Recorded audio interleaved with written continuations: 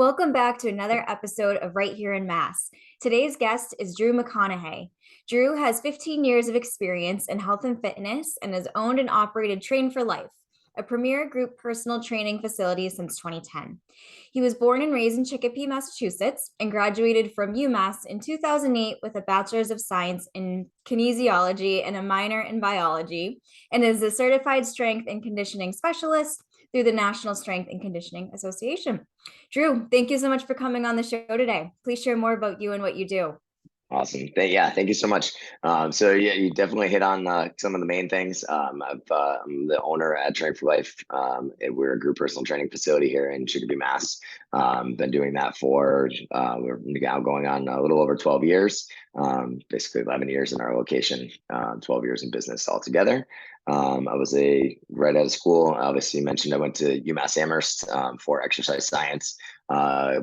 Kind of fell into it a little bit thereafter. Obviously, I went to school for that, but I didn't really know what I was going to do. Right after I actually moved to LA, thought I was going to be in movies, and I actually wrote a movie with my roommate at the time, and then came back to reality shortly after. I was only out there for about a month, and started working in the field. I actually worked in corporate fitness first at Mass Mutual here, actually in Springfield, in Enfields, and that was like really where I kind of dove into it. I actually did pretty much a good handful of the certifications that I still have now within that year right after school. I was lucky enough to be surrounded by a bunch of other great coaches at the time, where I was, exposed to really a handful of other things that I still get to do now with mainly kettlebell training, weightlifting. I was a spinning instructor for a while when I was there.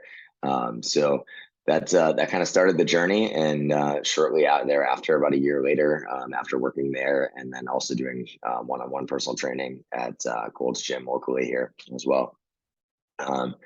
Thought it was time to start my own business, and but basically kind of, I guess the rest is history from there. So Amazing. And I think that's so interesting about the movie too. I didn't even know that you were out in LA originally and wanted to get into movies. So I'd love to hear more about that in terms of sure. I know you mentioned like you had ended up coming back here a month Yep. later. Like what was that like of going through the process in Hollywood, which is obviously very stressful, and then kind of Yeah. having that realization of, okay, maybe I want to do something different. Yeah. I mean, that was immediately after college. So I think I was 22, maybe. So I was pretty young. Again, like I said, I was lucky to have part I left out. I was pre-med major before I switched my major. So I thought I was going to be a doctor.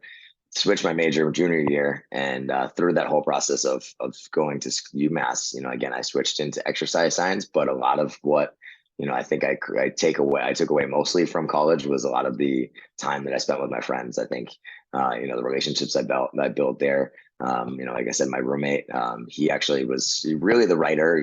I think I put a lot of ideas. There was a lot of late nights where we were just sitting up talking about stuff. And that was really fun. And that was his main goal right after school was, this is what I'm going to do. I want to go to LA. I want to write. He actually ended up writing for Grey's Anatomy for a little while Oh, after. wow. He stayed and I left. But yeah, that journey was, we spent almost 2.5 weeks driving across the United States, which was part of the mistake in sense of going out there. And that by the time I got there, I had spent pretty much all of the money that I had saved to move. So Yeah. it was all worth the experience and the journey. But I was not set up for success as a 22-year-old moving to one of the most expensive places in the country to live. I actually got a job almost right away at Equinox, in West Hollywood, which the interview process for that was pretty fun. It was like, okay, you're very well accredited, like you're right out of school, you're excited to work here. How do you feel about working with celebrities every single day? And they kind of Oh gave me my a list gosh. of Pauly Shore, Puff Daddy. I saw like in one of the first days I was there. And they were like, that's a big thing, is that we want to make sure that you're going to be professional enough to work in an environment like that. Right. And then 2 weeks later, I was like, this is not for me. This is not the place that I want to be. And again, like I said, I was definitely not set up for for long-term success to stay and establish myself there. So moving back, again, I kind of got thrown into the reality of like, okay, I got to find a job. What am I doing? And I think from there, that also kind of helped shapes a lot of what I learned business wise as well, because with the places that I worked right out of college as well. Besides the personal training environment, I worked in a lot of sales environments as well. Which taught me a lot about retail and customer service. And for me as a business owner now running a gym, the fitness side of things is really more of a vehicle to be able to work with people. I think any industry that you're in, you're selling your products, but your main thing that you're working with is the people that you're engaging with every day. Absolutely. And you had started your business, like, in addition to doing the corporate fitness for a little bit, you still started your business fairly shortly after graduating from college, only a few years after. So what was that process like of being a young business owner and kind of transitioning in that aspect? Yeah, I had just probably a couple months prior to getting started, I had just turned 25. Through really that next year and a half after kind of the part where I left off there with working in corporate fitness, I worked doing one-on-one personal training. And during that time, that gave me a lot of insight. Again, I think I was very lucky in the sense that 24, I was wise enough or mature enough, whatever word you want to describe it as, to see a lot of the things that I felt like were missing in one-on-one training at that time. It was very expensive. Most sessions for people were, anywhere from $25 to $50 for a half an hour session. And to really be able to make an impact. And that's what I feel like, has always drawn me to want to be a coach and do what I do is, I want to help people, for in 30 minutes to teach people about, what they're going to do in that workout today, what they should do to warm up, what they should do for nutrition, what they should do for a cool down. Like it's almost near impossible to do that in 30 minutes. So through the year of that, I really started to try to build out other ways to help. I started teaching some group classes for my one-on-one clients that I had there that were, basically free at first of, hey, I want to help. How else can I work with you more? So on Saturday mornings, we would start doing classes. And that really what was part of what led into the opportunity to start Train for Life was one of the clients that I had at that point. Her father actually was a silent partner in a business here in Wilbraham. And he was like, hey, maybe let's introduce you to the guys there. Maybe you can use some space and really kind of take what you're doing and grow it from there. And that was, really my first opportunity to take it to the next step where, Train for Life started to become much more of an idea, more than an idea. Yeah, absolutely. And speaking of expanding to offering group classes, I also saw that you offer things like massage therapy. And so what kind of prompted you or encouraged you to expand what you're offering and be able to work with clients in different ways? Yeah, absolutely. So I think again, I think I quickly mentioned here, like fitness for me is a vehicle to be able to help. In our setting, especially, we get to see people, really kind of in some ways, sometimes more than their family members get to see them. We see people 3, 4, 5, 6 hours more, or more per week, working with them in sessions. So it's what ways can we impact their life and help them, not just again with fitness, but in that bigger picture. For a lot of people, once you get into a routine, and obviously that's hard, and there's no discrediting that, but like a lot of our members who have been coming to us, what other ways can we help? And whether that be from the mental health side of things, the way that we structure our programming, like I said, like you just mentioned with massage and other areas of wellness, we want to be able to help again. Okay, 1 hour workout, that's great, but what else can we do? How can we help with recovery? So we over the years we added massage therapy. One of our members, longtime members, was doing massage right up the street from us when we did our expansion 6 years ago. Made perfect sense to bring her onto the team. And everyone loves being able to have access to that. And see her regularly. We've added fascial stretch therapy, which is another form of soft tissue work. So again, I'm always looking to try to make sure that what ways can we help, and again, from the workout to the recovery to nutrition, we want to make sure that we're providing as many opportunities for people to really better their health and overall their life as well. Right. And it sounds like it's very integrated and convenient because instead of having to go to all these different people and all these different experts for what people might need as they're going through their health and fitness journey, they can just go to one place, which is Train for Life, and be able to get all these people and access at once, which is huge. Yeah, absolutely. Yeah, I think one of the quotes I've always said is your net worth is credit to your network.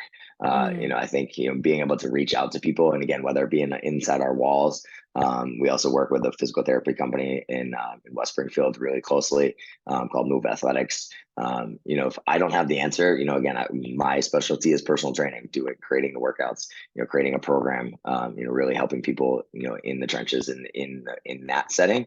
But if someone gets injured, we want to make sure that we can refer out. We want to make sure that we can reach out and say, how can we keep training this person, or how can they keep working with us and safely do so? And knowing that, that I don't know everything, that my team doesn't know everything, and how can we make sure that we have those answers, and we want to be able to build, that team of people that we can reach out to inside our four walls and outside as well. Absolutely. And I bet the same happens opposite, where those people will refer clients or people to you as well. Exactly. Yeah. I mean, that it comes full circle. I mean, for a big part of the 12 years of our business, we've not really done a lot of marketing. Most of our marketing has been that organic growth of, taking care of people and then them sending their friends to us. And hopefully that's been the way that we've been able to also then grow our community. We always want people to feel very welcome, and walk into a place that's not intimidating, that they feel included. And by what better way than having your friend bring you to a place that they enjoy coming. So by taking care of people, that's been a great way for us to get referrals and continue to grow our business that way as well.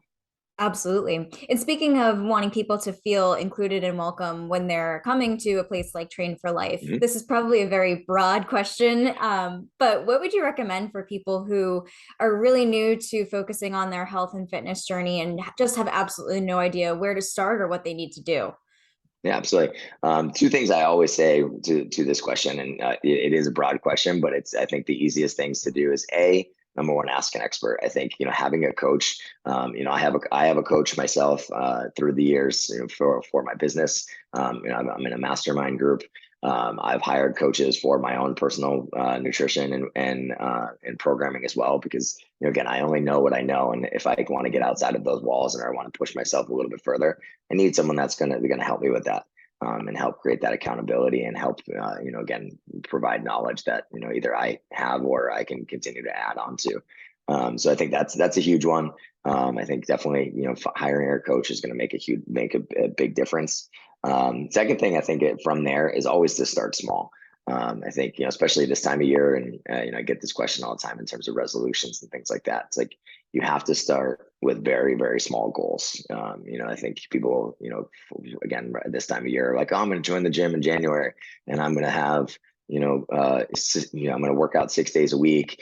I'm going to change my food. I'm going to do all this other stuff, and it's like, most of the time that's why we fail. And I've been on that wagon. I've done that. You get excited, and, it's a new time of year, new great time for change, all of those things. And then you burn yourself out, you lose motivation, whatever it is. But if you can go twice a week for a year, 3 times a week for a year, that's going to be way better than the like 6 weeks, 6 days here, 1 day here, getting injured, a month in because you're doing too much. The smaller that you start and the smaller goals that you have, the much more likely you are to succeed and be able to continue then, again, with the longevity of whatever that goal is as well. Absolutely. And with your clients that come to you, do they typically have certain types of goals already that they want to achieve, or is that something that you help them kind of form and think about? Sure. I think it's a little bit of everything. I think we definitely have people who've never set a goal and have no idea how to even start that process of, figuring out what they want from it, to, everybody, to very, very specific goals. In past years, we've had a couple people that we've, helped train for the NFL Combine. We have people who have, again, specific dates. I want to get ready for my wedding. I want to get ready for a vacation. Again, I think all of those in between really then need to be broken down. And that's where I think the strategy for us, really, we try to help them figure out, okay, what's the best way to get that? Is it a short-term goal? Is it a long-term goal? And then, again, figuring out what the best steps are based on, what they know, what they're already doing. How can we add habits? I think I'm very big on that. Instead of, taking away things that are hard for you to remove out of your current habits, let's add some good things that are a little bit easier to do. So helping people figure out, again, what that goal is. I think even bigger than what the specific goal is, as well as, what's the why behind that. I think pretty typically we have a lot of people that come to us and say, I want to lose weight.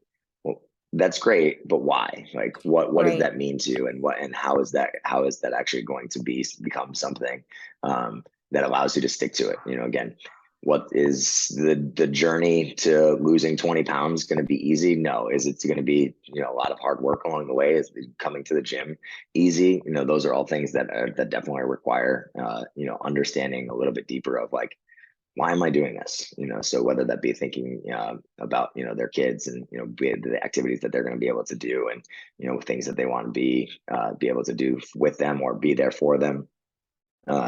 Diving into those, I think, is for us is always is the better strategy, so that we can help them, again, identify what it is that they're looking to do, and then also, create that strategy and stick to the process after that. I love that. And one thing you've mentioned a lot is the idea of building habits and establishing routines. And so, do you think that there are habits that everyone should have that are good for themselves and focus on daily?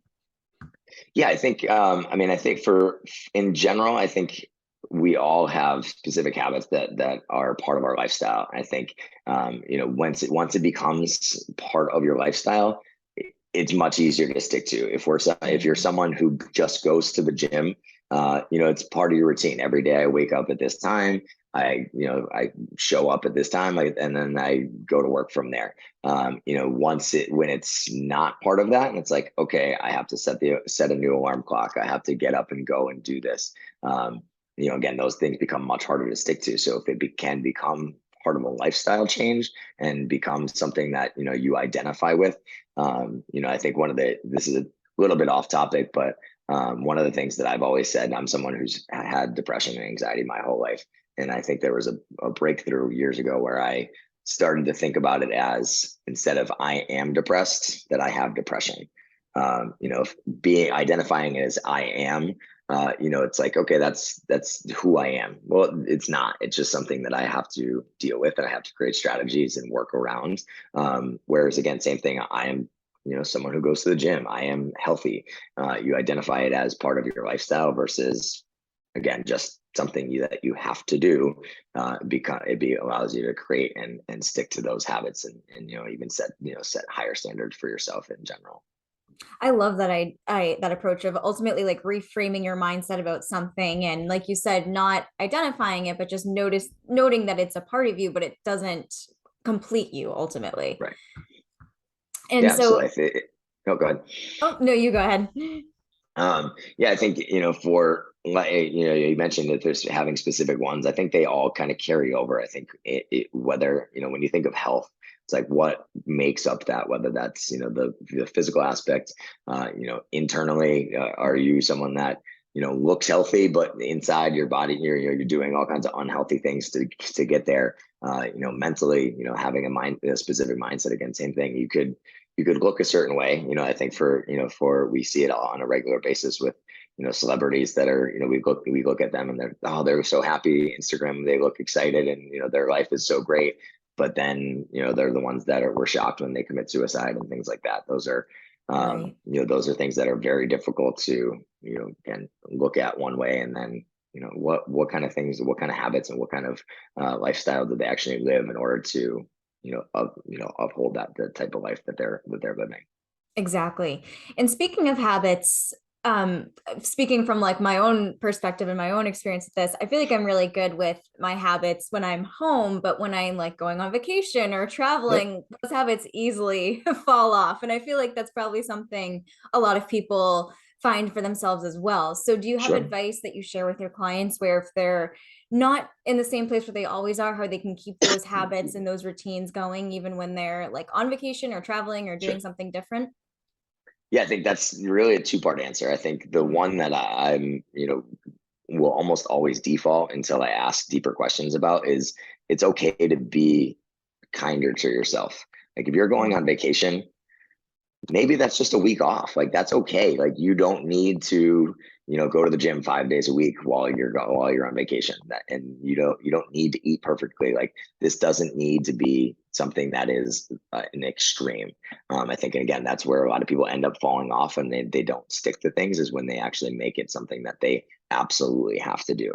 Right. When it becomes, again, part of a lifestyle, okay, maybe that is a week that you take off, but when you get back from vacation, you go back to those habits. That goes, you go back, just like if you go on a 2 week vacation, you enjoy it. You're not, waking up at the same time. You're not, showing up at a meeting at the same time every day.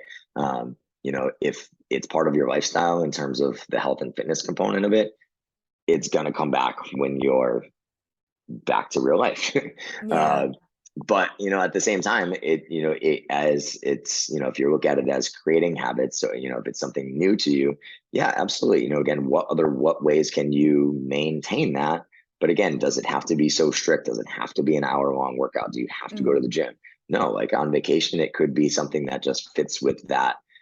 Again, frame of mind of, okay, I'm going to walk every morning. I'm going to go out on the beach and take a walk. I'm still moving my body. I'm getting steps in, again, whatever, but it's part of the lifestyle of being healthy Mm. versus I have to do this. I have to stick to, a 1 hour routine. I must lift weights while I'm like, again, not on track that way. I think again, there's two ways to definitely to frame that. And, I think the healthier mindset approach that you have to what it is in terms of that change that you're trying to make, again, the more likely you are to continue to stick with it thereafter.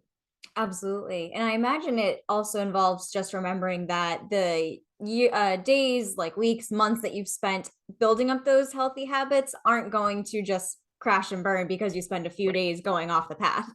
Yeah. I think, again, we just got through the holidays, and Mhm. most people probably gained like that 5 or 10 pound holiday weight. And it's like, it's really not weight that you gained. Like it's very hard to actually gain weight and maintain that. Like yes, you probably ate a bunch of food, that is changing your digestive, your gut health, things like that, bloating, all of those, maybe the scale is a little bit heavier because you're holding more water weight. Mm. Those are things that mess with our mind when we don't have a healthy approach to the thought process of what it is to, again, have a healthy lifestyle.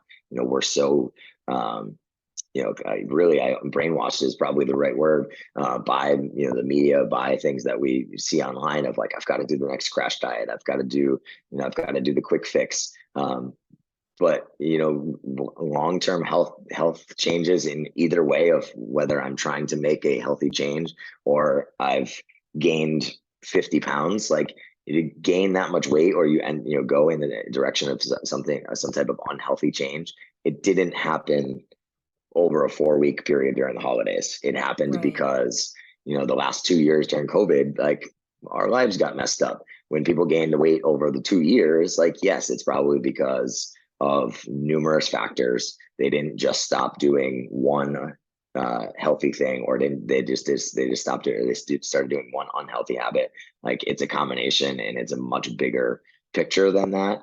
Mm. And I think we all are like, oh, I had one bad meal. Oh my God. Like, no, that's not what's making you overweight. It's the repetitive nature of it. It's the unhealthy habits, the unhealthy mindset that then continues to catastrophize and make that problem that much bigger than it really is.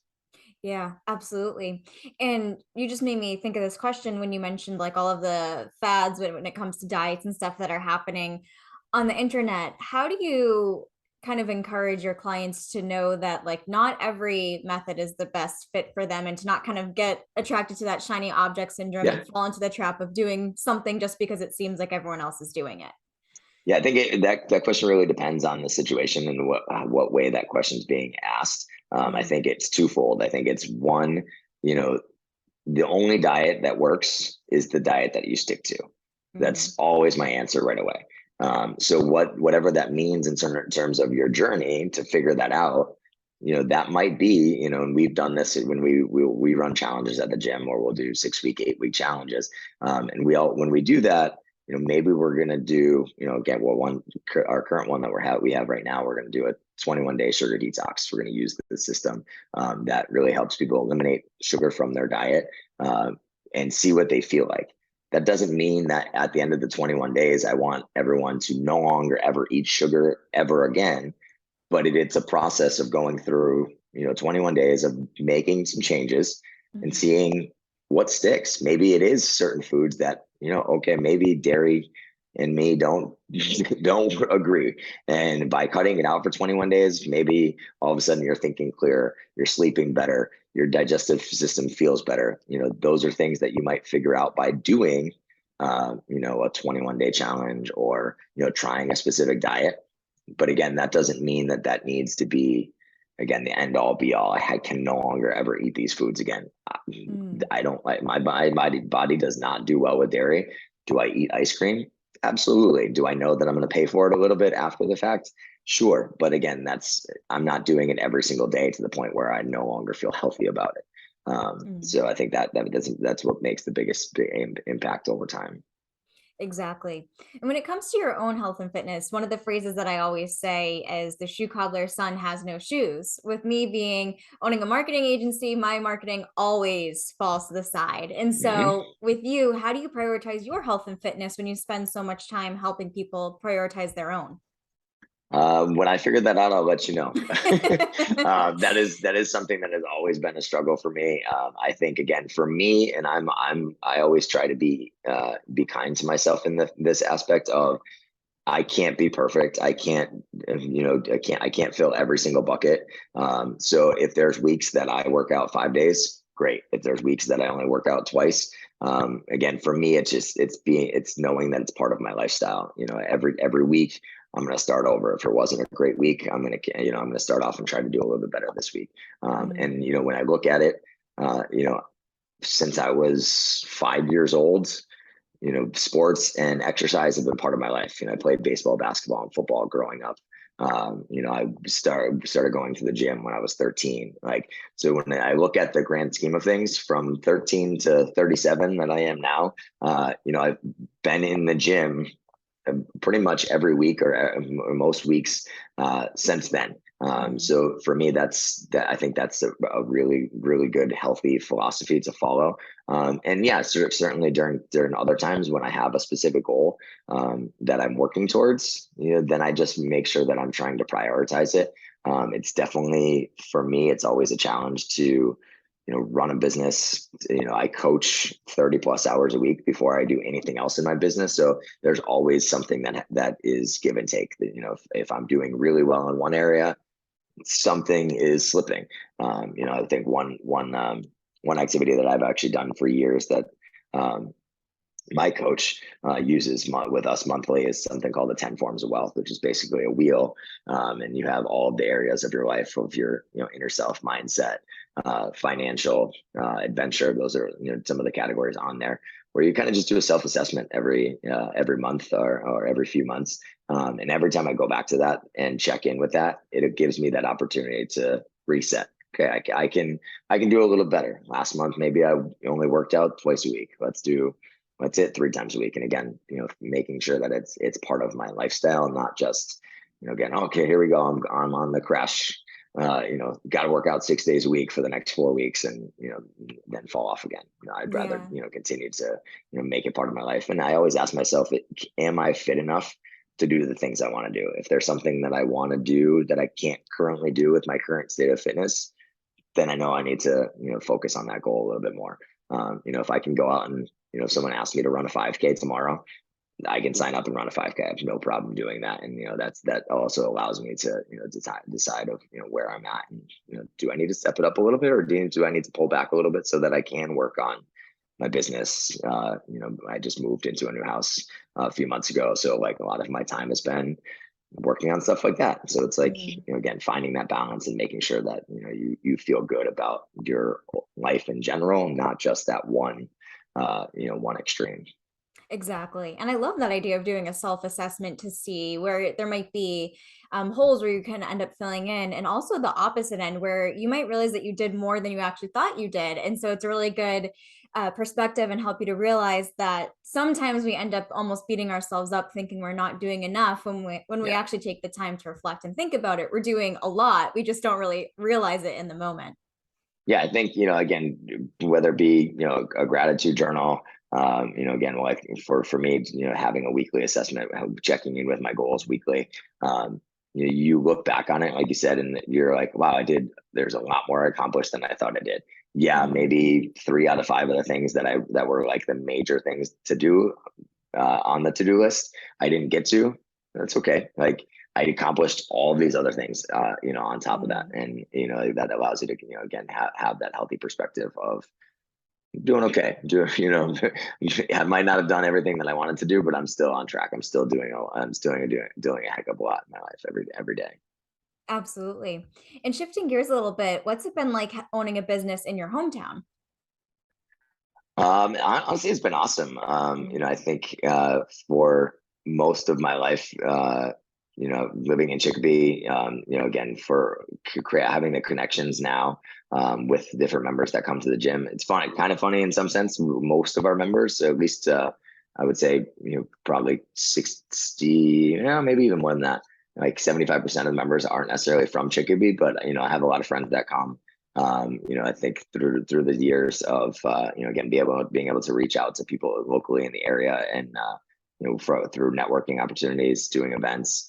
We try to do charity events at the gym. There's always different opportunities to connect with people that again, whether I grew up with or now know from being local, which is great. Mm. Absolutely. And what are your favorite businesses to support locally? I could probably go on and on. So, Chick Media, I have to definitely say thanks to them because Megan has been awesome. I actually sent her a thank you right before this. I actually got invited to speak at the NSAA state clinic. Oh, awesome. Being on a Mass Appeal, this podcast, she set up a lot of opportunities for me in the last year since we've been working with her for my own branding as well as for Train for Life. Um, my barbershop, the works. I go get my haircut every week. So they're definitely a great barbershop in South Hadley. Marcotte Ford, they're lug nuts. If you had no idea that they have a restaurant in their inside their dealership, it's awesome. Wow. I love going to eat lunch there. Vibe Dance Center. My girlfriend actually just opened a dance studio in September. So that's a great local place for really high school and really under. They have some older students, but great dance studio that she just took over earlier this year. Um, I could probably keep going on and on. We have a lot, which is what's pretty cool about, again, kind of what you just mentioned of either growing up in this area as well as again, running the type of business that we do where we're working with people very closely every day. I'm surrounded by a lot of other entrepreneurs, business owners, people that run businesses. So we could probably spend the next 20 minutes if I just made a list of continuing on there. Love that. Drew, this has been such a fun episode, and I've really enjoyed learning more about you and all of the amazing services and support that you provide to your clients. And I'd love if you could share with our audience where they can find you online in case they'd like to connect with you further. Yeah, absolutely. So our website is www.trainforlifema.com. I can be found on Instagram at trainforlifema. That's our business. My personal Instagram is Drew McConaha, DREWMCCONAHA. I almost forgot how to spell my own name as I was saying that out there. Uh, and then, yeah, I think that's pretty much the main ones. I'm on Facebook, LinkedIn, all of those, but definitely our website and our Instagram page is where you'll find most of our content and everything that we're trying to put out regularly. Perfect. And I will link to those in the show notes so our listeners can click through and connect with you from there. But thank you so much again for coming on today's show. Thank you so much for having me. This was awesome.